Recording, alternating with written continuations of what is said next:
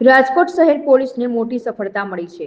યુવાનોમાં વધતા જતા ડ્રગ્સના દૂષણને ડામવા માટે શહેર એસઓજી પોલીસે છેલ્લા 1 વર્ષથી પેડલર બનેલા કાનો ટિકિટ સહિત 2 આરોપીની ધરપકડ કરી છે। રાજકોટના ઇતિહાસનો સૌથી વધુ 303 ગ્રામ ડ્રગ્સનો જથ્થો ઝડપી પાડી કાયદેસરની કાર્યવાહી હાથ ધરી।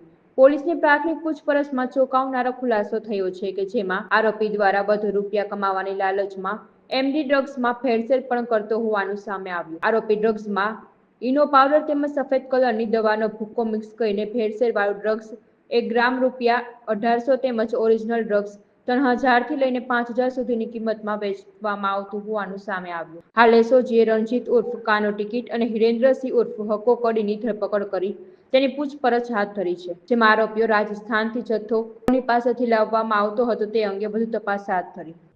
રાજકોટ શહેર એસઓજીને બાતમી મળેલ હતી કે ઘણા સમયથી રાજકોટ શહેરની અંદર ડ્રગ્સ જે છે એ મોટી સંખ્યામાં લાવીને અનેક લોકો સુધી વેચવા માટે થઈને કાનો ટિકિટ નામનો ઇસમ છે, જે એનું કોડ નેમ પણ હતું, એ વ્યક્તિ ખૂબ જ એક્ટિવ છે અને એને ધ્યાનમાં રાખીને ઘણા સમયથી રાજકોટ શહેર એસઓજીની ટીમ સતત વોચમાં હતી અને ટ્રેપ માટે થઈને એ સતત પ્રયત્નશીલ હતી। એ દરમિયાન આપણને એવી માહિતી મળેલ હતી કે આશરે 300 ગ્રામ જેટલો 300 mg જેટલો જથ્થો જે છે એ આ વ્યક્તિ લાવેલો છે, કાનો ટિકિટ નામનો વ્યક્તિ જે છે, અને એ જથ્થો એને એક કોઈ પર્ટિક્યુલર જગ્યાએ સંતાડીને રાખ્યો છે અને આ જથ્થો જે એને લાવેલો છે એ જથ્થાની એ નાની નાની પડીકીઓ જે છે એ 1-1 ગ્રામની બનાવીને એ બધાને વેચી રહ્યો છે।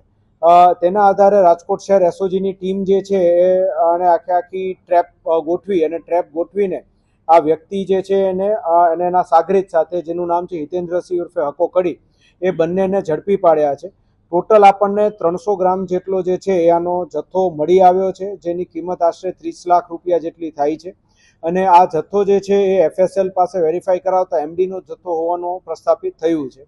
આ વ્યક્તિ આશરે 1 વર્ષથી આપણા રાજકોટ શહેરની અંદર આ ડ્રગ્સ વેચવાનું કામગીરી કરતો હતો।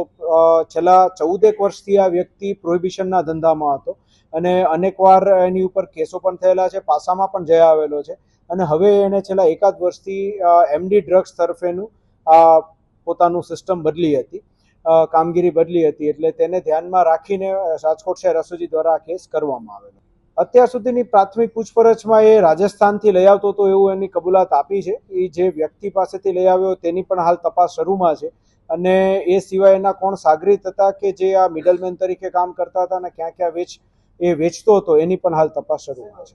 હાલ સુધીની પૂછપરછમાં એને એ જ આવ્યું છે કે એ અલગ અલગ વિસ્તારોની અંદર રાજકોટ શહેરના જ અલગ અલગ પોલીસ સ્ટેશન વિસ્તારોમાં વેચતો હતો, વિદ્યાર્થીઓને વેચતો હતો કે કેમ, એ સિવાય અન્ય ગુનેગારો એની સાથે સંકળાયેલા છે ખરીદ, વેચાણ અને વપરાશમાં, એ બધાની તપાસ હાલ શરૂમાં છે। એણે જે જગ્યાએથી પકડાનું છે એ દુકાન એને ભાડે રાખેલી હતી। આ એક પડીકી જે છે 1 ગ્રામની બનાવતો હતો અને એમાં પછી ડિપેન્ડિંગ અપોન ગ્રાહક જે છે એ ગ્રાહક મુજબ એ વેચતો હતો। જો પ્યોર વેચવાનું થાય તો મોંઘા માયલી પણ 8 થી 10 હજાર સુધીમાં વેચતો હતો।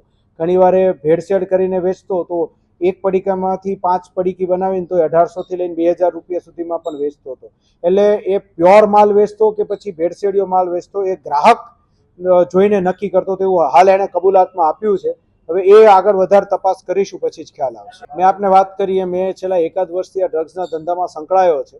હવે એ કેટલી વાર અગાઉ લઈ આવેલો છે, ક્યાં કેટલું વેચેલું છે, બધી તપાસ હાલ શરૂમાં છે। રૂબરૂ જતો, કોઈ માણસ આપી જતો તો કઈ રીતે આપી જતો, બધી હાલ તપાસ શરૂ છે। મેં આપને વાત કરીએ, અમારે ઘણા સમયથી આ વ્યક્તિ જે છે એ વેચી રહ્યો હતો, એટલે રડારમાં હતો અને એ મુજબ ટ્રેપ કરીને આપણે ગુનો દાખલ કર્યો છે।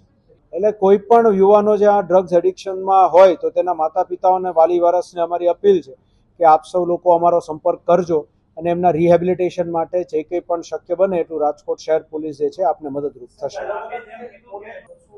આપણે એનકોડની દર મહિને મિટિંગ થાય છે અને ખૂબ જ ગંભીરતાપૂર્વક લેવામાં આવે છે। એનકોડની મિટિંગમાં આપણે જેટલી પણ મેજર યુનિવર્સિટીઝ છે એને આપણે સાથે રાખેલી છે અને એ સીપી સરના અધ્યક્ષસ્થાને થાય છે। તેમાં દરેક યુનિવર્સિટીઝને અમે દરેક મિટિંગમાં એ માહિતગાર કરીએ છીએ કે આ પ્રમાણેનું દૂષણ ક્યાંય આપના ધ્યાનમાં આવે તો તાત્કાલિક અમને જાણ કરવી અને એના આધારે અમે લોકો આપ સૌ લોકોને મદદરૂપ પણ થઈશું।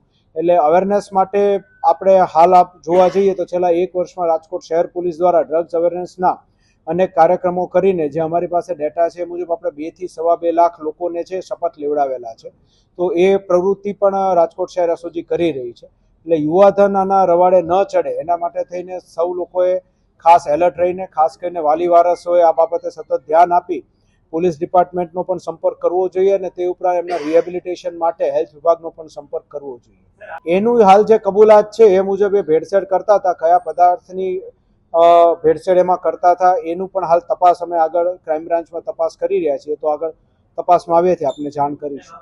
તપાસના કામે જ્યાં જવું પડે ત્યાં તમામ જગ્યાએ જઈશું.